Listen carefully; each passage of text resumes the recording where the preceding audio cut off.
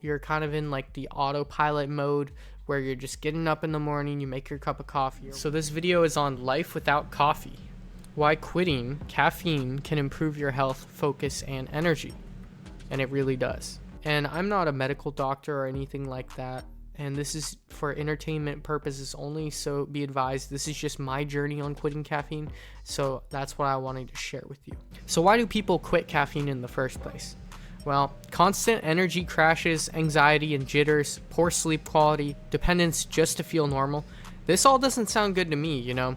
And that is why people quit caffeine. Because all of these things right here, these 4 cons, they actually end up causing a lot more repercussions than people realize. So that's why most people quit caffeine. This is a benefit of quitting caffeine. Better, deeper sleep. And I know this to be true because after a certain amount of time, you know, maybe a week, 2 weeks, depends on how much you're consuming, and it depends on the person, you know, their tolerance. For me, I didn't start to feel better sleep until after 2 weeks, but some people it could be sooner or later, depends. Okay, so you fall asleep faster, more deep, and REM sleep. REM sleep is a rapid eye movement phase, and that's what you kind of need to recover. It's a deeper sleep. You wake up feeling more rested, or well rested, I should say. And this is also true. No late night caffeine disruption. Some people lie awake all night long staring at the ceiling because they can't sleep, because the caffeine is in your bloodstream.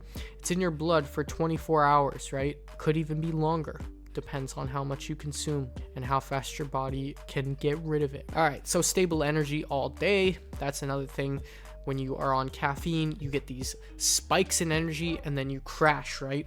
When you're off of caffeine, you have a more smooth, stable energy. It kind of, rather than going straight up and then straight down, it's kind of like a slow incline and then a slower decline. That all has to do with getting better sleep at night too, and what you eat as well. Energy comes from sleep and nutrition, as I said.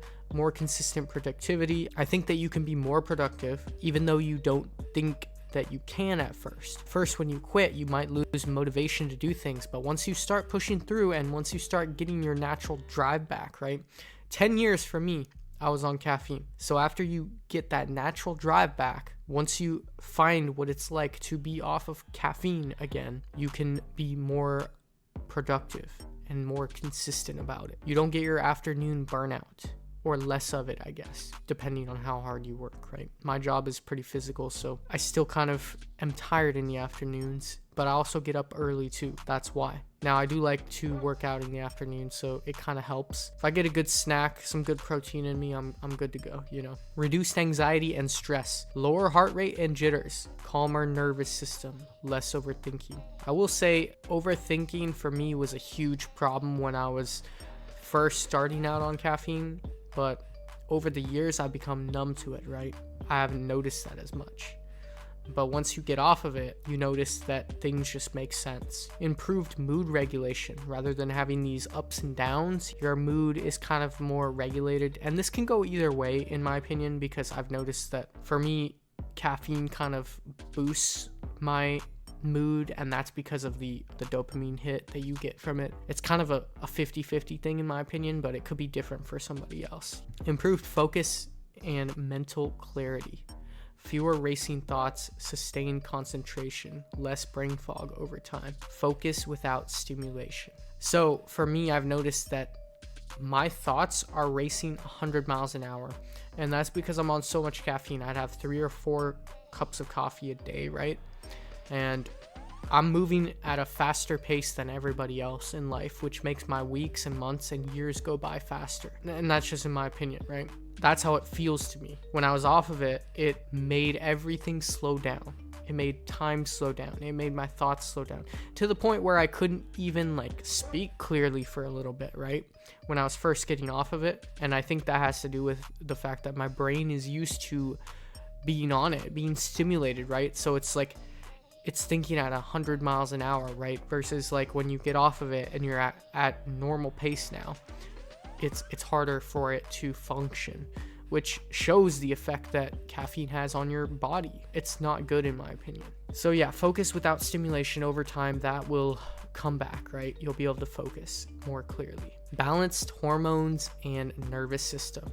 This takes a little longer to achieve, right? Because you have to let your body reset itself. So over time, 30, 60, 90 days, maybe a little longer, it depends, right? You start to balance out and you start to become normal again. You start to have lower levels of cortisol, less adrenal stress, You don't get that fatigue as much anymore, right? Improved stress response, more natural energy cycles. That's a big one for me.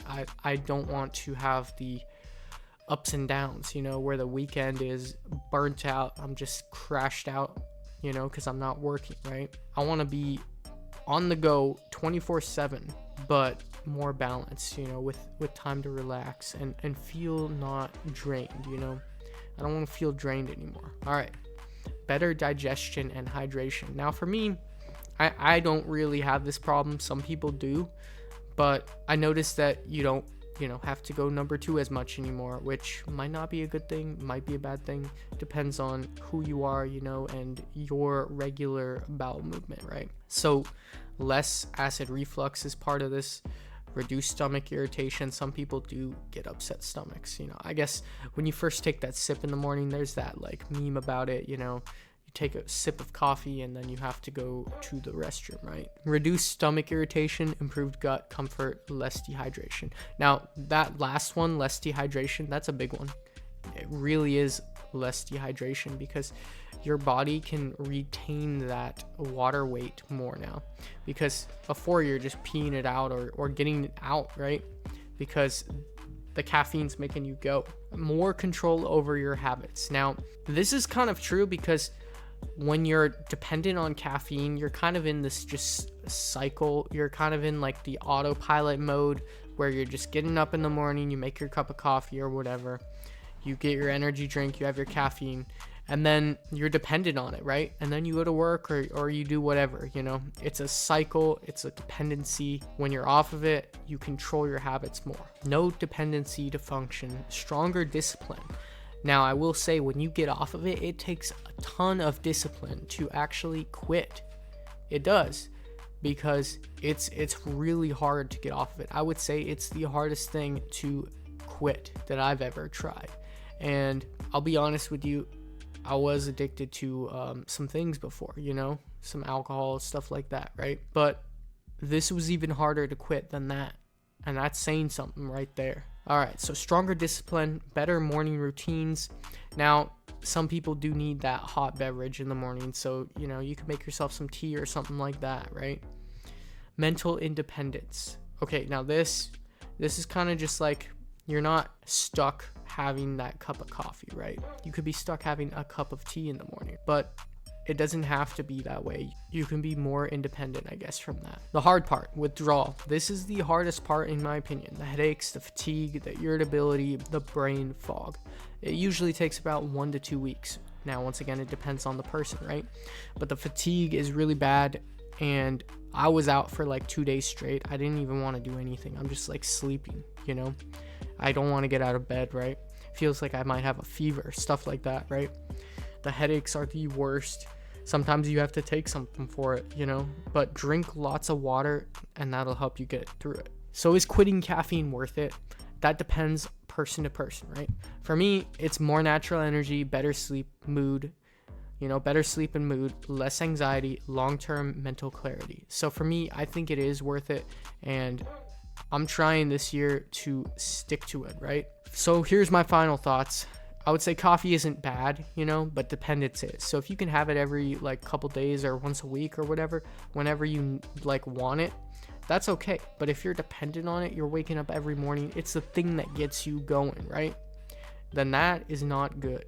So dependency is bad, in my opinion. So if you reduce it just a little bit, that helps. But reducing it completely, like cutting it out completely, that's also good. But listen to your body and decide on your own, because this is just for fun. This is my journey, so you got to do what's right for you. And drop your comments below. what day are you on? What stage are you on? Are you quitting caffeine, or are you consuming it regularly? Do you think it's good, or do you think it's bad? Or are there, pros and cons to both? Let me know what you think. So to sum this up, consistency brings the benefits.